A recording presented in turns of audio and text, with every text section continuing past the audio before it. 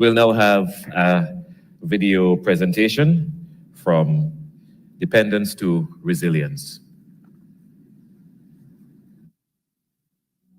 Dependence to resilience is a good way of describing the energy transition. So when we say dependence, it's really about where we are. And when we talk about resilience, it's thinking about where we need to be with our energy future.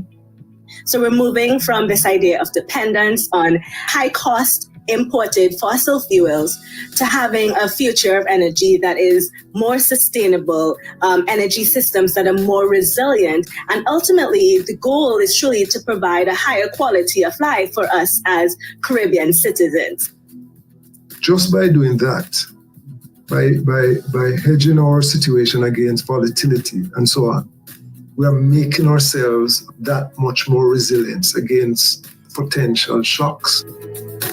In order to move from dependence to resilience, you need to have a driver, you need to have a navigator who is aware of what the roadmap is. The CARICOM Energy Unit really serves as the navigator as we think about a transition, a sustainable and resilient transition. CARICOM Energy Unit has a toolkit. And I like to think of the toolkit or the roadmap along this transition as being super integral to ensuring that we meet our targets and our goals. In particular, we have the Caribbean Sustainable Energy Roadmap and Strategy, or CSERMS, and that really helps us to have a baseline, so develop specific targets for the member states and for the region as a whole. Energy is truly at the heart of development, and we help to develop the strategy. We have the roadmap, and we're able to truly guide member states along this transition to move us from this idea of dependence to resilience. Providing the technical assistance, providing the know-how, finding the partner funding, I think that's how we move the needle towards resilience.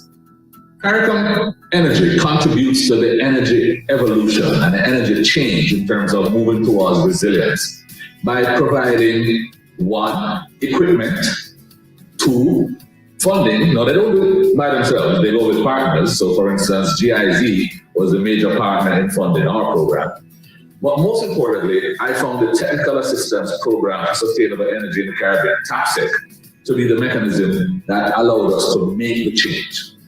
Partnerships are important, and I don't think we could have reached where we've reached or reach where we would like to reach without talking about the partnerships.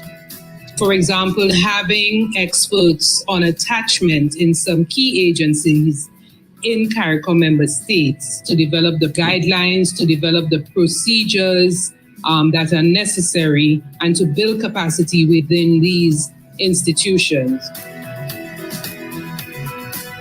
Every country seems to be developing their own legislation, but I think at this stage we can have a harmonized legislation. We have similar landscape, although we may have differences in the structure of electric companies. Our experiences are similar. So I think at this stage there can be some harmonization of the legislation, guidelines, and all of that, so that we don't have to reinvent the wheel. So essentially, these national level policies, strategies, and plans need to align with the regional energy policy and plan. And we need to be able to exploit our synergies and really have some regional treatment of the actions that will allow us as a CARICOM region to have a comparative advantage versus having a country alone or member state alone approach. And taking this approach is truly advantageous for accelerating this shift from dependence to resilience.